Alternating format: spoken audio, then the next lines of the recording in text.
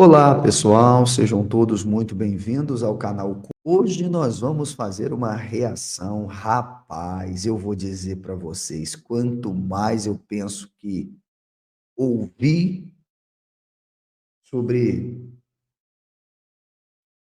Jesus histórico, mais a gente vai se deparando com cada pérola que eu vou ser sincero para vocês. Eu não sei nem o que dizer. Vamos que vamos. Vamos aqui ouvir aqui o historiador, rapaz. Tem um historiador aqui. Olha o que ele vai dizer. Ele está fazendo a separação do Jesus histórico com o Jesus da fé. Vamos lá, vamos ouvir para depois dizer que foi o Marco que colocou palavra na boca do rapaz. Contemporâneo, você poderia fazer um levantamento deles. Eles podem ter inventado Pitágoras. Pitágoras é o apelido de alguém. Pitágoras, sei lá, é o nome de uma pedra, sei lá. O personagem de uma história que se montava. Vai saber, entendeu? Que... Pode ser, né? Mas aí de novo a gente volta. Se a gente quiser voltar nas cartas de Paulo, a questão de que Paulo já nas suas cartas ali, 20 anos depois de Jesus, fala de Jesus como uma pessoa, como um humano, né? Como filho de Maria, não sei se ele chega a dizer de Maria, mas fala da descendência de Davi. Sim. Né? Então há uma... Gente, quem foi o orientador desse rapaz? O Rabelo, por favor. Senhor André Chevitarese, por favor, esse rapaz é historiador mesmo? Esse rapaz se graduou onde? Por favor. Se graduou onde? Olha, nós temos metodologias, seja em interdisciplinariedade ou transdisciplinariedade, para estudar os evangelhos, o cristianismo, paleocristianismo, paleojudaísmo, o judaísmo do segundo templo, enfim. Nós temos uma metodologia para estudar o próprio, vamos dizer, investigar o próprio passado, a fim de interpretá-lo, como disse. Esse rapaz não deve conhecer esse cara aqui, ó, Mark Bloch. Se leu, coitado, dá para ver que esse rapaz tem algum problema. Não aprendeu nada. Não aprendeu nada. Primeiro, já é sabido, antes de tudo, que as cartas que foram atribuídas a Paulo não são de Paulo. E que a Paulo, de Paulo, de Paulo, de Paulo, de Paulo, de Paulo, de Paulo. A recente pesquisa levantada no Brasil, ela vem de um discípulo do André Chevitarese, chamado André Brasil Just. Ele trabalhou a Nerteos, o homem divino em Paulo. Trabalhou Atos exclusivamente. Foi a pesquisa mais recente, bem mais atualizada, sobre o Paulo dito histórico, que não é o que o André busca, o que o Daniel Brasil busca, mas é propriamente o que dá-se para subentender na sua pesquisa, a construção do divino. E a academia historicista, aquela que muitas vezes eu até discordo de certas proposições, sobretudo com a máxima do resultado Jesus histórico ou Paulo histórico, tudo bem, vai afirmar que Paulo não escreveu 13 cartas, e mais, quando se chega em Colossenses, que é considerada a carta autêntica e a única propriamente autêntica de Paulo, nas autênticas de Paulo, e aí Colossenses entra ali, para você ter uma ideia, nem foi atribuída e escrita por Paulo. Então veja, tudo aquilo que foi dito de um Paulo possivelmente não seja de Paulo. Então a própria pesquisa de Paulo sobre um Paulo histórico, ou o que um Paulo disse, não pode ser levado em consideração, nem como proposta de levantar hipótese, uma vez que se a fonte que você tem para construir uma investigação, e aí falseá-la para a hipótese do Jesus histórico, ou do Paulo histórico, tem que se passar no crivo da taxonomia da fonte. Portanto, se eu digo que Paulo não escreveu uma carta, eu preciso levantar alguma coisa para dizer por que ele não escreveu. Eu preciso de uma carta autêntica, algo autêntico que tenha sido de Paulo. E a única carta que possivelmente atribuída autêntica e mais antiga, supostamente, das 13 epístolas, é Colossenses. E não é de Paulo. Romanos não é de Paulo. Então, se diz que tais cartas são de Paulo. Agora, o que é mais importante é o que esse rapaz falou. O que ele traz é denominado de teologia histórica. Ok? Talvez ele tenha se formado em algum fundo de quintal aí, de alguma faculdade católica, cristã, sei lá. Olha, aqui nas minhas mãos eu tenho um livro intitulado Primórdios do Cristianismo. Não foi produzido por historicistas liberais ou críticos do cristianismo diretamente, tá? São acadêmicos confessionais, ok? Para ninguém dizer que um trabalho de ateu, vou deixar ele aqui, ok? Quando você vai estudar o Jesus histórico, você está estudando uma hipótese que se levanta a partir de um movimento crítico dos evangelhos no século XVIII. No século XIX, você já tem uma construção, tá? Uma construção de várias perspectivas acerca do que Jesus foi ou não foi, sem presumir ou levantar hipótese de Jesus histórico. O século XX vai ser marcado agora, efetivamente, por um debate sobre a reconstrução deste tal Jesus que aparece nos evangelhos. Se é profeta, se é o Messias, né? Se tem autoconsciência messiânica, não tem. Em nenhuma dessas hipóteses, salvo com Bauer, se nega que Jesus não tenha existido. Ok? Bauer vê o quanto mito, Strauss, o próprio Bultmann se sente na dificuldade de atestar sua historicidade, constrói um Cristo inseparável, um Cristo inconciliável, vamos dizer assim, e tenta sepultar o debate. Então, veja, primeiro, esse rapaz não é historiador, ele pode ter título, graduação, seja lá qualquer coisa. Mas o que ele acabou de fazer aqui está conforme o próprio Mark Bloch já criticava aqui, ok? É um apologeta da história e que apresenta uma teologia histórica. Como uma teologia histórica, ele já começa, de fato, fazendo aqui uma alegação absurda. Primeiro, afirmar que Paulo tenha defendido um Jesus histórico e que ele tinha uma linhagem davídica e que também havia nascido de uma mulher. Ok? Beleza. Vamos lá.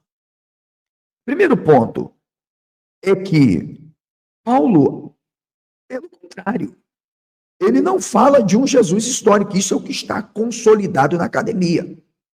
Se pressupõe até dizer que existem resquícios de alguma logia, sabe, alguma forma de memória de um sermão de Jesus, de uma palavra de Jesus, em que possa ter sido guardada pela comunidade. Mas não pode ser afirmado no próprio Paulo, porque Paulo não andou com Jesus, não ouviu nada. Então, para dizer que uma certa logia em Paulo propriamente tenha sido uma memória histórico-traditiva de Jesus das comunidades, é uma aberração também. Eu critico isso em Chivtarese, Daniel Just também. Ok? Porque termos eram comuns e formas de se proporem determinadas ideias, parábolas, máximas éticas eram comuns. Então, primeiro ponto. Pelo contrário, Paulo se ocupa com o Cristo da fé, com o Cristo da comunidade. Ele começa uma de suas cartas dizendo que não há nenhum outro assunto que ele se propõe a falar, a descrever, a não ser o Cristo ressuscitado. Isso não é Cristo histórico. Quanto hipótese, o rapaz foi incapaz de separar os Cristos. E aí, talvez propondo até um pensamento bultiano, mas que é muito mal feito, ele tenta separar o Cristo, mas olha o que você vê. Então, Paulo, pelo contrário, Paulo fala de um Cristo milagreiro. Paulo fala de um Cristo ressurreto. Ele ainda chega ao ponto de dizer assim, olha, se Cristo não ressuscitou dos mortos, em vão é nossa pregação. Então eu tenho um Paulo místico. Como disse o Albert Schweitzer, um alemão que nos deixou uma produção, uma das maiores obras publicadas até hoje, nem todos admiram, A Busca do Jesus Histórico. Então, no primeiro momento, você já tem isso. Segundo, esse rapaz vai na contramão de John Dominic Crossan, no seu trabalho Um Camponês no Mediterrâneo, ou mesmo Jesus Histórico, são duas produções magníficas de Crossan, mesmo eu discordando, quando ele, inclusive, vai dizer que a ressurreição não foi um fato histórico, foi um fenômeno real.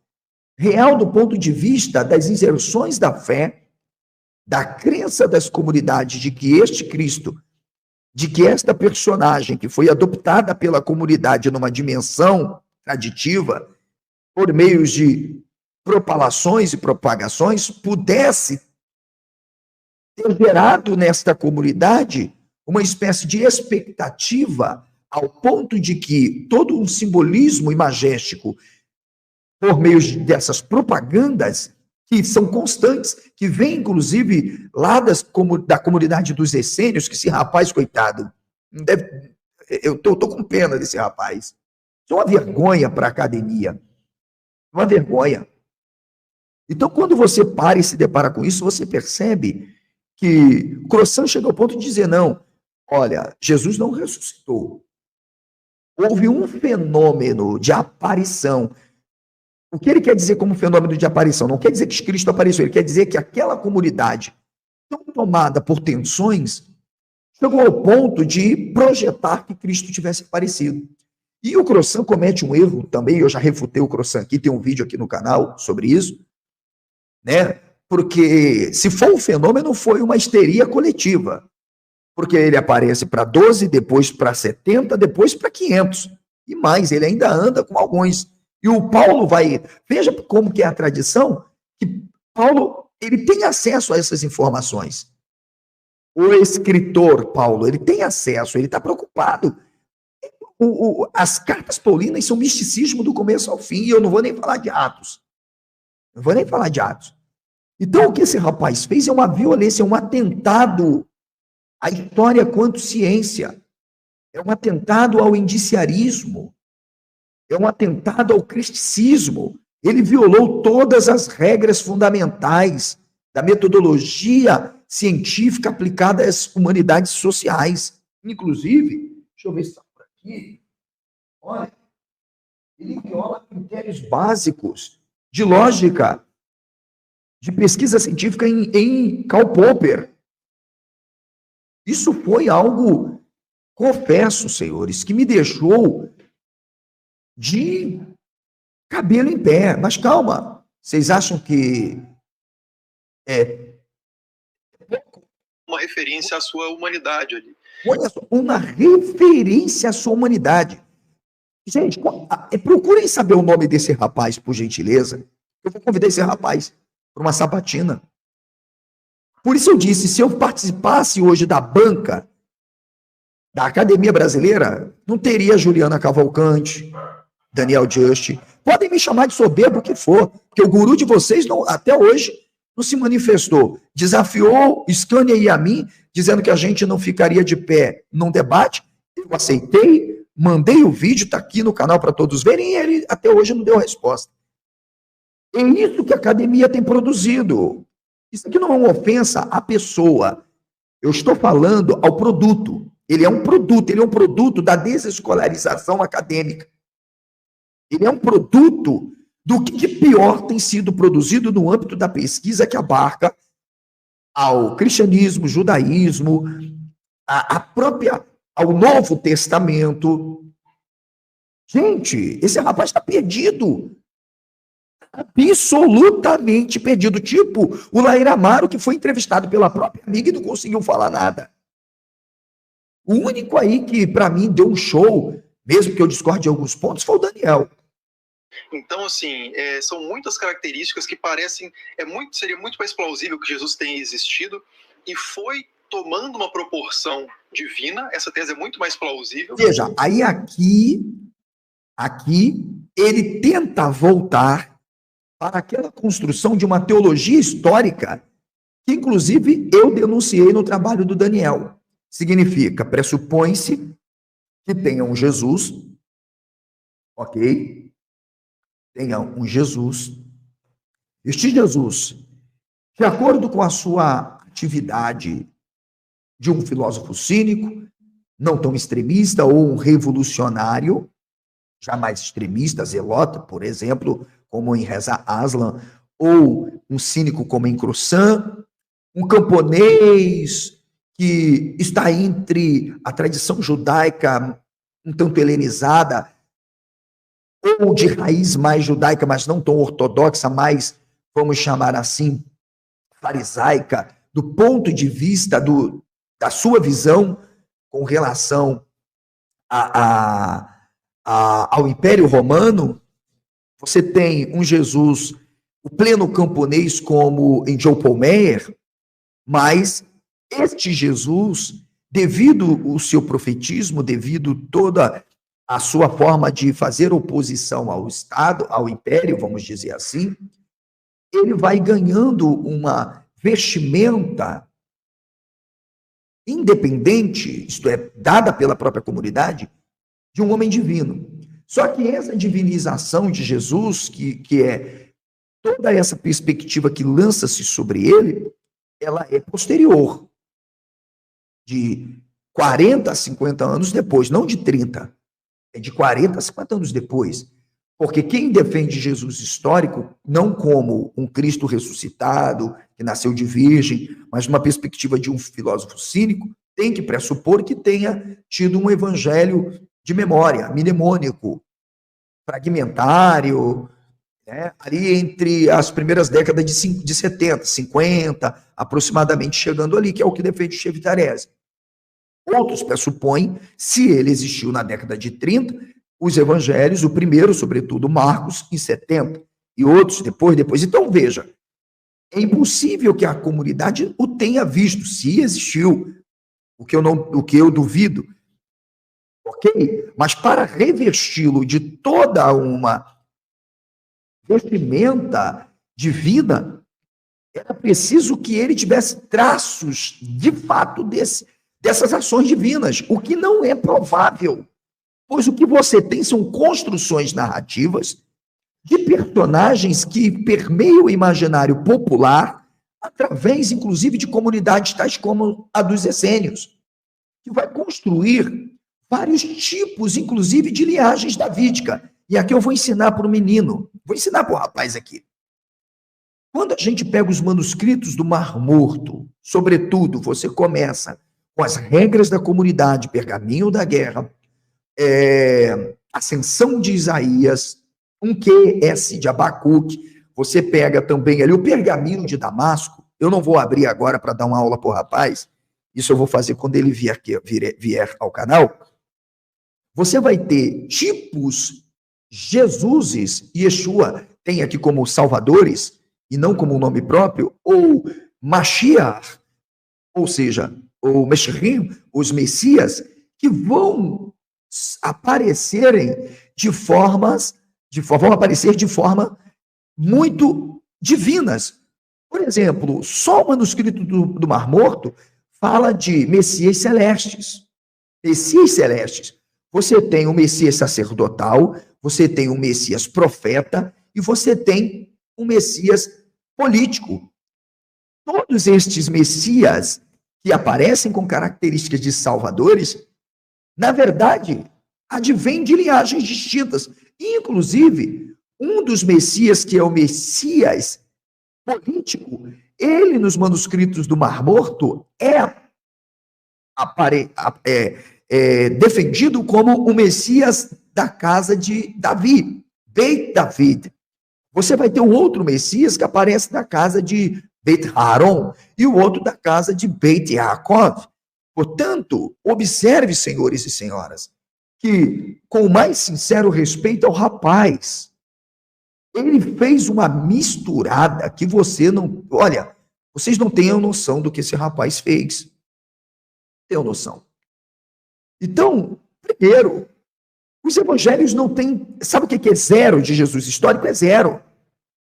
E quando tentaram desmitologizar os evangelhos, uma perspectiva de que se pudesse encontrar ali uma figura de um Jesus histórico, propriamente, o que os acadêmicos conseguiram trazer? Meras logias E quando submetido a determinadas análises, não sobraram nada, pois ficou-se absolutamente claro de que não é nem possível, entende? Eu vou pegar aqui, eu vou tentar abrir, não vou prometer, o manuscrito do Mar Morto, para vocês terem uma noção.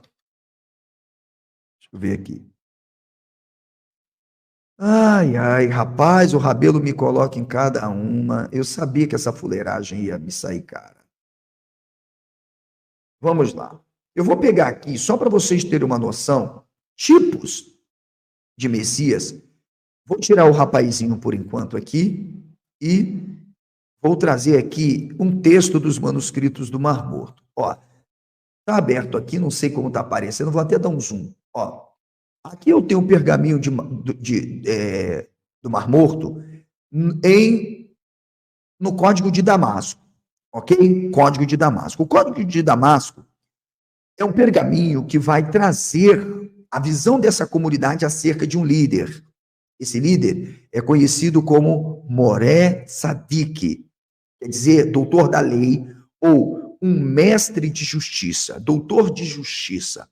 Tá? Moré Tzadik. Que a palavra Tzadik, de tzedekah, ela tem um sentido propriamente tanto de justiça quanto direito, que é o que o latim vai traduzir lá, os próprios romanos traduzem.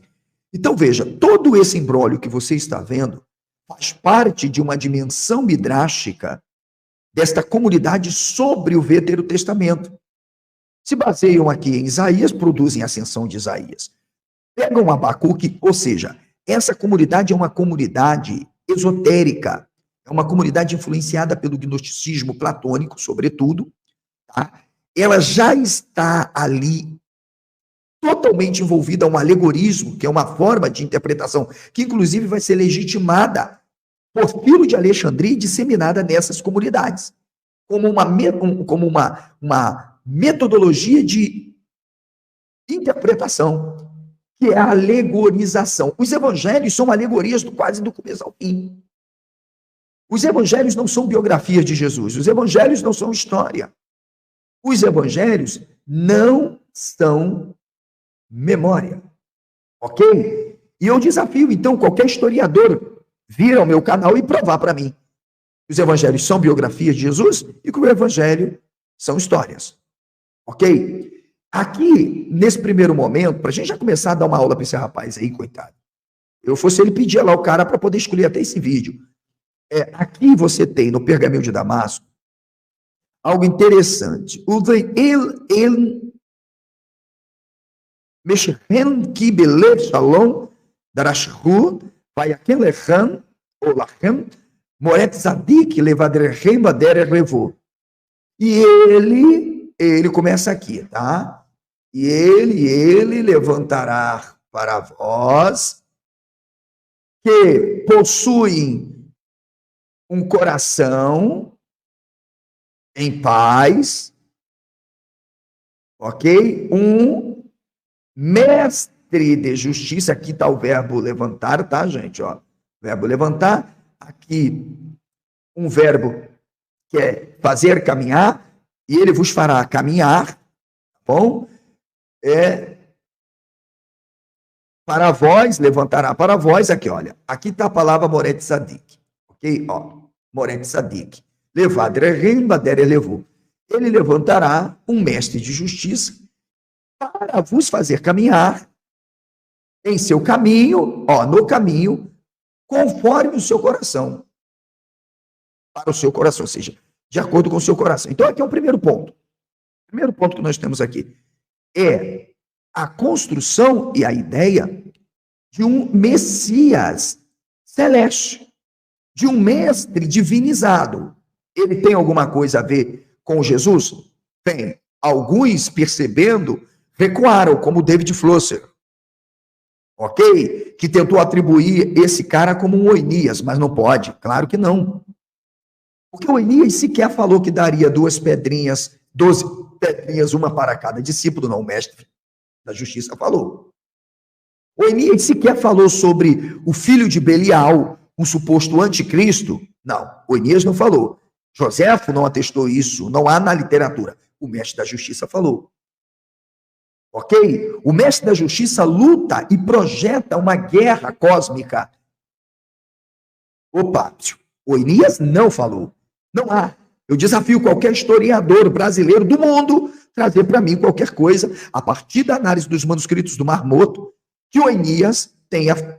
Não. Somente o mestre da justiça. Ok? Somente o mestre da justiça. Portanto, a primeira aberração falada por esse rapaz é absolutamente sem qualquer fundamentação ao afirmar que Paulo atesta a historicidade de um Jesus como divino e que há essa construção do Jesus divino. Não! O Jesus já nasceu divino, e por divino, por base em mitologias, em construções imagésticas, porque isto já fazia parte do imaginário popular. Os evangelhos, se você espremer os evangelhos, o que nós encontramos são representações muito claras de um homem divino. E mesmo que eu o leve para as logias, para as memórias fragmentárias de Jesus, seja em São Tomé, como propõe Chevita, o próprio Crossa, entre outros, que tem mais de Jesus nos apócrifos do que nos próprios sinópticos, em João não tem nada, por exemplo, a gente tem um problema. Porque mesmo este, quando é elevado, não levado, é elevado, a condição de um simples humano, um pregador cínico, por exemplo, um revolucionário que acha que vai expulsar os romanos da Palestina com flores e montado num jumentinho pocotó, este Jesus ainda assim está totalmente caracterizado por mentalidades, inclusive de um enoquismo essênico, que está presente ali, como um pregador de máxima. Está dando para entender? Então fica perceptível, como, por exemplo, quando em São Tomé, não vou nem pegar o sinóptico, vou pegar o Evangelho de São Tomé, quando perguntam para ele, devemos pagar impostos? Devemos dar impostos? De domi, é dar, o verbo que aparece ali é dar. Devemos dar imposto, por quê? Porque dar imposto, nesse sentido, era um ato de reconhecimento da grandeza do imperador. Era uma forma de tributação a um ser divino. Isso aconteceu com Ciro, quando estabeleceu o projeto pós-Golá em Jerusalém com Esdra, Neemias e Zorobabel, que era a base de seu império, sobretudo no controle de Jerusalém. Isso era comum. Quando eles interpelam esta figura, vocês vão perceber que a máxima não é vocês devem adorar, é pagar, colocando os judeus debaixo de condições de escravos, de subordinado. E qual é a resposta de Jesus no apócrifo de São Tomé? Ela vai além. E eu refutei o Crossan e refuto o Chevitarés, eu quero que o Chevita explique isso. Já que existe Jesus histórico de São Tomé, esse Jesus vai dizer isso aqui. Dei a César o que é de César, a Deus o que é de Deus, e pagai a mim o que é meu. E o verbo não é mais didomia, o verbo é apódote. E o mais interessante é que, diferente dos sinópticos, no apócrifo de São Tomé, ele diz, e a mim o que é meu. Olha só. Então, este Jesus que eles dizem que no apócrifo é um Jesus histórico, ele não é histórico. Porque esse Jesus histórico está dizendo, dê a Deus o que é de Deus, dê a César o que é de César, a Deus o que é de Deus, e a mim o que é meu. Se colocando exclusivamente como Deus. Cadê o Jesus histórico em São Tomé? Está refutado, tá, Chevita? Está refutado, tá, Crossan? Cadê? Não, esse Jesus não é histórico. Portanto, Jesus nasceu divino, porque se não fosse divino, não teria dado certo. Jesus nasce como uma prospecção e uma projeção de comunidades, evidentemente submetidas dentro de um contexto de dominação do império, com diferentes pensamentos, inclusive de insubordinação ao império, onde as escolas estão suprimindo praticamente todas as tradições romanas com relação às crenças dos seus próprios mitos. É aí que entra o sincretismo. Uma adoção, e era muito fácil para os romanos isso, através, inclusive, de conciliação com a filosofia grega, conseguir criar um projeto que pudesse trazer uma conciliação sob a perspectiva daquilo que as comunidades já, de alguma forma, projetavam. Portanto, Jesus nasce divino. É por isso que o título do meu livro, o primeiro volume da minha série, é Como Surgiu Jesus. Como surgiu Jesus? Portanto, eu estou dizendo, sem uma prospecção, que eu chamo de projetividade dos literatos, que são aqueles que estão produzindo tudo isso, os escritores, não teria Jesus nenhum, nem da fé e nem histórico, ou seja, nós não teríamos nada. Nós teríamos, de acordo com a historiografia, com uma interdisciplinariedade, buscando na cultura material a própria iconografia, a epigrafia, nós teríamos apenas candidatos a Messias, mas Jesus não seria este. Como está aqui, ó, o próprio Richard Horsley fala na sua obra de, Bandidos, Profetas e Messias, movimentos populares de Jesus, e também em Jesus e o Império. Portanto, eu estou dizendo que seria impossível ouvir o que este rapaz falou. Gente, mostra a deficiência crônica da academia brasileira. São esses canais aí que vocês estão vendo, que o cara ainda começa dizendo assim, aqui o único que não tem a inteligência, o único que tem a inteligência limitada é esse que vos fala. Não, eu provei que os indivíduos que ele leva tem tanto quanto ele a inteligência limitada. São pseudos pesquisadores, caras. Pseudocientistas. Olha isso aqui, gente. Vamos ouvir. Do que Jesus. Então quer dizer que o Jesus humano seria descendente de Davi? Ô, meu. Olha só, o que o Rabelo está falando aí, galera. Olha, veja, para vocês terem uma noção. Não precisou nem muito esforço. O Rabelo, ele é um narratólogo. Ok? O Rabelo é um narratólogo. Então, primeiro ponto. Ok? Rabelo é um narratólogo.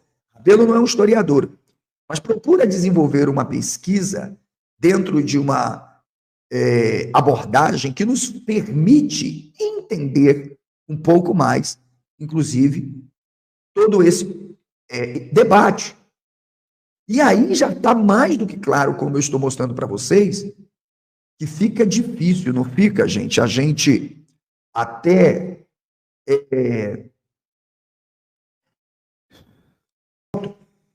Meu jovem, você que se apresentou aí como historiador, você leria isso aqui para mim? Para você ter noção, meu jovem, não vá mais nesses podcasts, não. Por favor, se você souber o nome desse rapaz, mande para mim, por gentileza. Por favor. Por favor, mande o nome desse rapaz para mim. Ok? Veja, aqui nós temos tudo que eu venho falando para vocês. As construções dos Messias, tá? Messias divinos, Messias celestes, Messias da casa de Arão, Messias da casa de Davi, Messias... Agora, a única coisa que jamais aparece em qualquer manuscrito e em qualquer outro é que o Messias seria nascido de uma virgem. Porque aquele dito nascimento, o filho se nasceu, um filho se nos deu, o seu nome será, ou a virgem conceberá, esquece. Aquilo ali não tem nada a ver com uma profecia sobre um cara que viria lá como um salvador. Aquilo ali foi num contexto histórico remoto. Claro, não tem nada de Jesus ali. Não tem nada. Os manuscritos são pós-exílio, que quase chegando próximo ao Novo Testamento, do terceiro do quarto ao segundo século, propriamente, já tem uma vasta produção. E o primeiro século se inicia criando, para vocês terem uma noção.